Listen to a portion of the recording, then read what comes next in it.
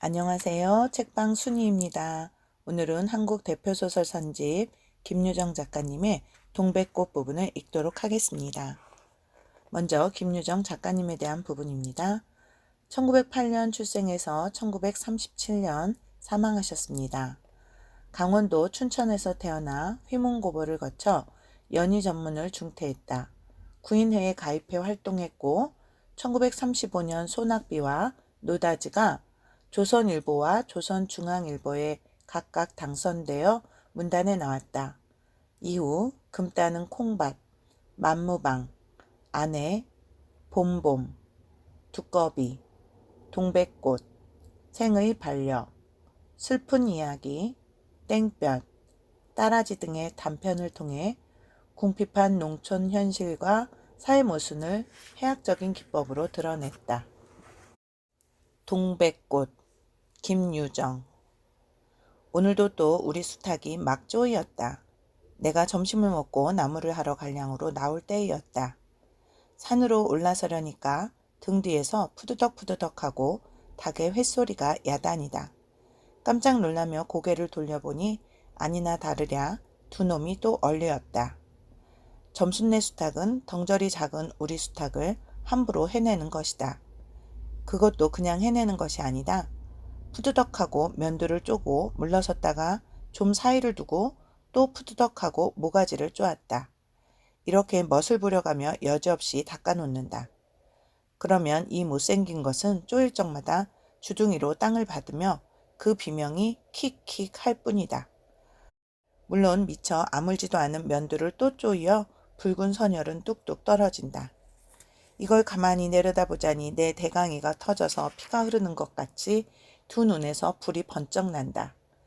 대뜸 지게 막대기를 메고 달려들어 점순네 닭을 후려칠까 하다가 생각을 고쳐먹고 헛매질로 떼어만 놓았다.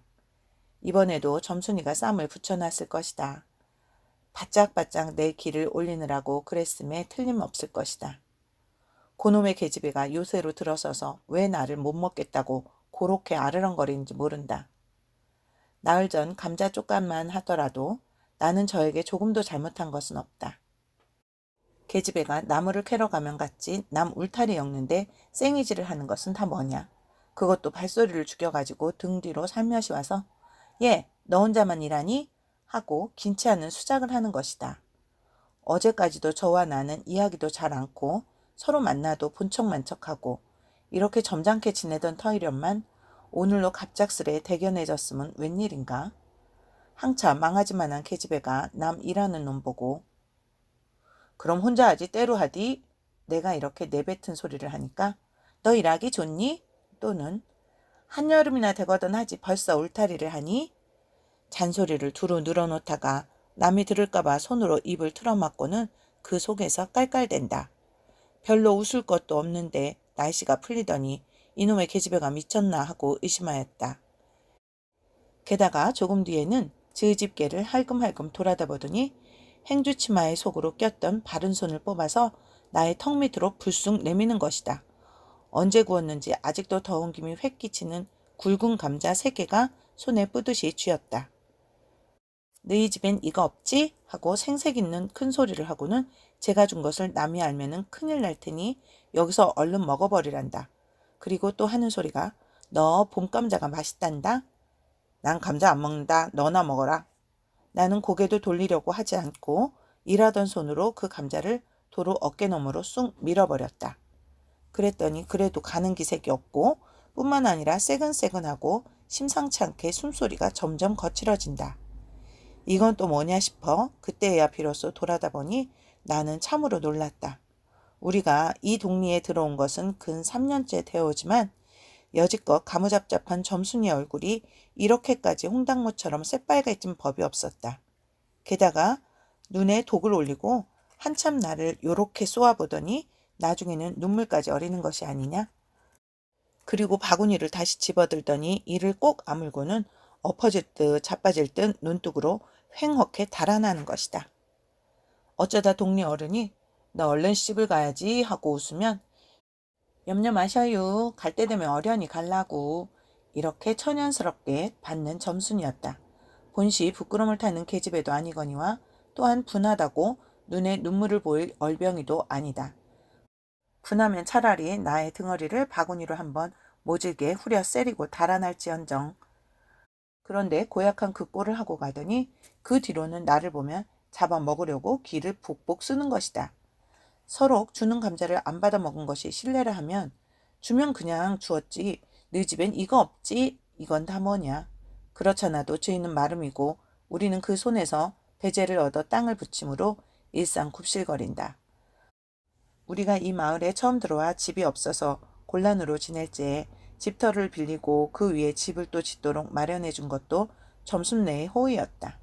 그리고 우리 어머니 아버지도 농사 때 양식이 달리면 점순네 가서 부지런히 구워다 먹으면서 인품 그런 집은 다시 없으리라고 침이 마르도록 칭찬하고 하는 것이다.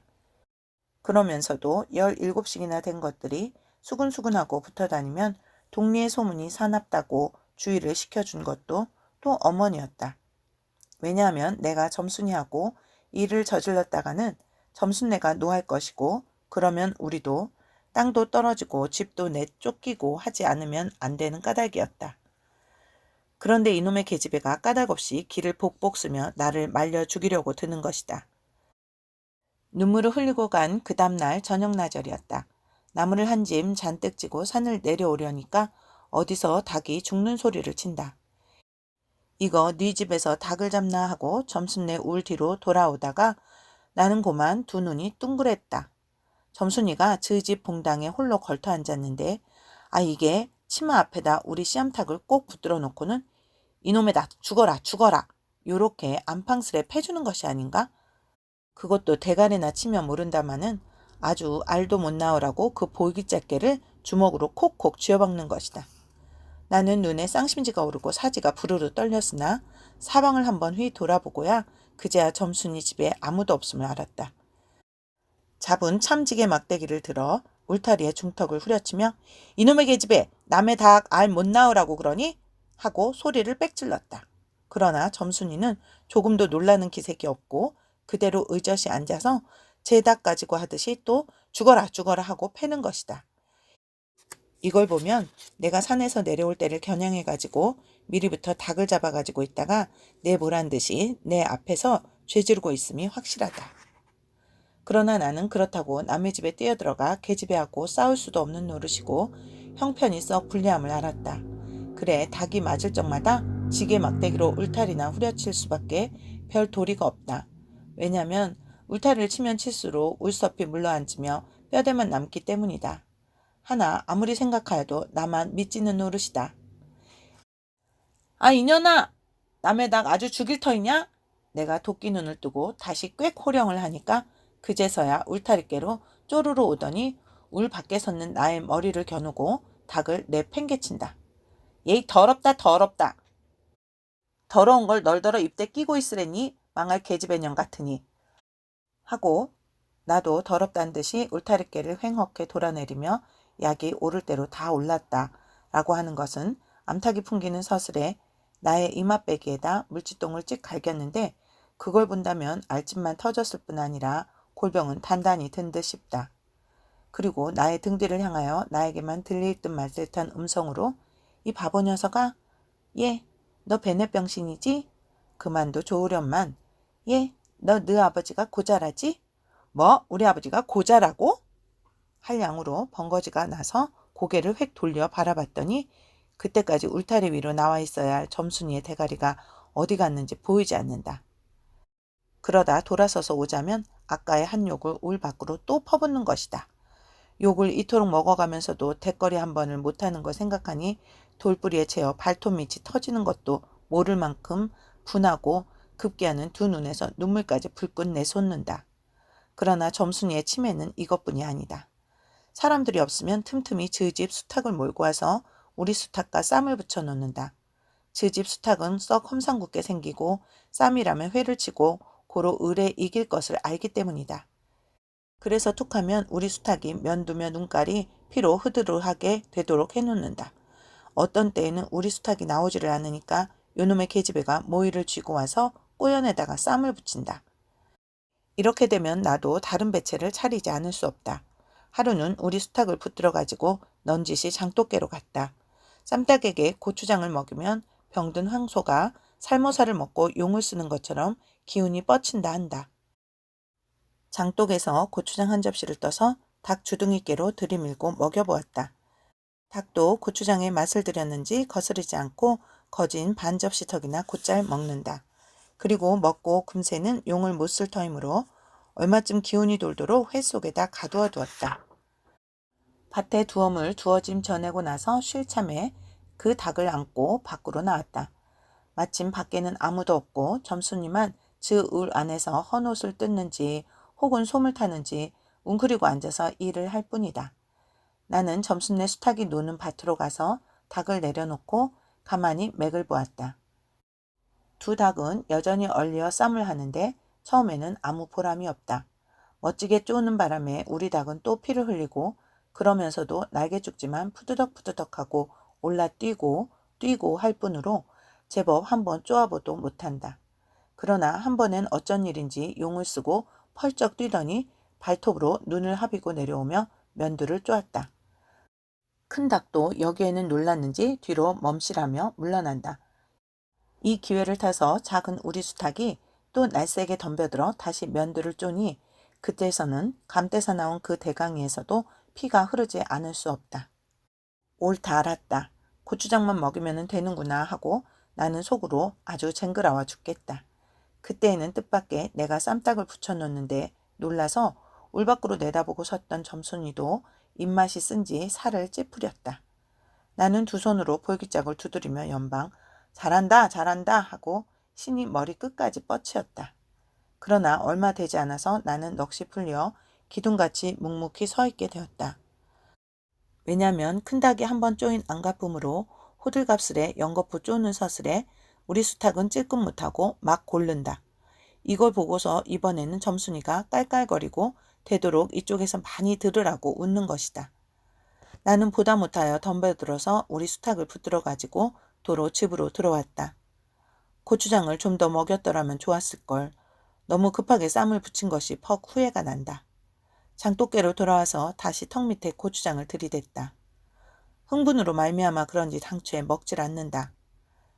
나는 할 일 없이 닭을 반드시 눕히고 그 입에다 권련 물부리를 물려왔다. 그리고 고추장물을 타서 그 구멍으로 조금씩 들이부었다. 닭은 좀 괴로운지 킥킥하고 재채기를 하는 모양이나 그러나 당장의 괴로움은 매일같이 피를 흘리는데 될 게 아니라 생각하였다. 그러나 한 두어 종지가량 고추장물을 먹이고 나서는 나는 고만 풀이 죽었다. 싱싱하던 닭이 왜 그런지 고개를 살며시 뒤틀고는 소나기에서 뼈들어지는 것이 아닌가? 아버지가 볼까 봐서 얼른 회에다 감추어 두었더니 오늘 아침에서야 겨우 정신이 든 모양 같다. 그랬던 걸 이렇게 오다 보니까 또 쌈을 붙여놨으니 이 망할 계집애가 필연 우리 집에 아무도 없는 틈을 타서 제가 들어와 회에서 꺼내가지고 나간 것이 분명하다. 나는 다시 닭을 잡아다 가두고 염려는 스러우나 그렇다고 산으로 나무를 하러 가지 않을 수도 없는 형편이었다. 소나무 삭정이를 따며 가만히 생각해보니 암만 해도 고년의 목쟁이를 돌려놓고 싶다.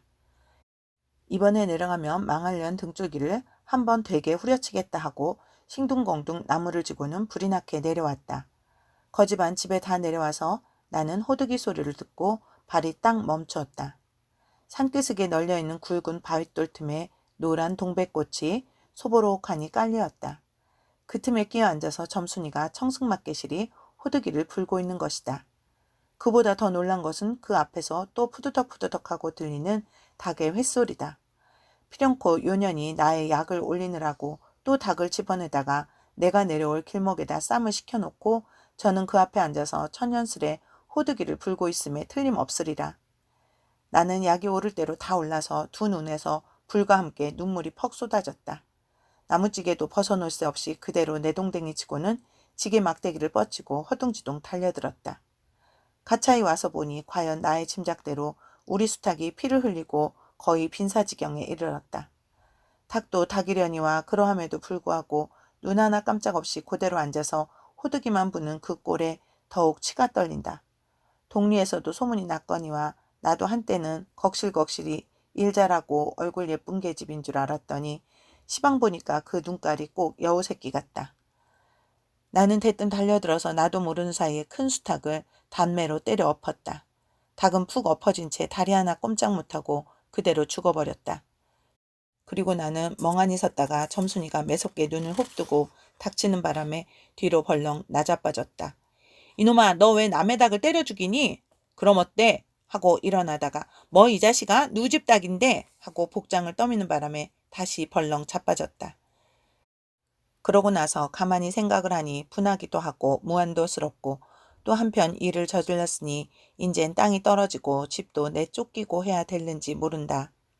나는 비슬비슬 일어나며 소매자락으로 눈을 가리고는 얼김에 엉하고 울음을 놓았다. 그러다 점순이가 앞으로 다가와서 그럼 너 이다음부턴 안 그럴 터냐? 하고 물을 때야 비로소 살 길을 찾은 듯 싶었다. 나는 눈물을 우선 씻고 뭘 안 그러는지 명색도 모르건만 그래 하고 무턱대고 대답하였다. 요담부턴 또 그래봐라. 내 자꾸 못살게 굴터이니? 그래 인제는 안 그럴 테야. 닭 죽은 건 염려 마라. 내 안 잃을 테니. 그러고 무엇에 떠다 밀렸는지 나의 어깨를 짚은 채 그대로 픽 쓰러진다. 그 바람에 나의 몸뚱이도 겹쳐서 쓰러지며 한창 피어 퍼들어진 노란 동백꽃 속으로 폭 파묻혀버렸다. 알싸한 그리고 향긋한 그 냄새에 나는 땅이 꺼지는 듯 온 정신이 고만 아찔하였다. 너 말 마라. 그래. 조금 있더니 요 아래서 점순아 인연이 바느질을 하다 말고 어딜 갔어? 하고 어딜 갔다 온 듯 싶은 그 어머니가 역정이 대단히 났다. 점순이가 겁을 잔뜩 집어먹고 꽃밑을 살금살금 기어서 산 아래로 내려간 다음 나는 바위를 끼고 엉금엉금 기어서 산 위로 치 빼지 않을 수 없었다. 1936년 5월 조광 7호에 실린 글입니다.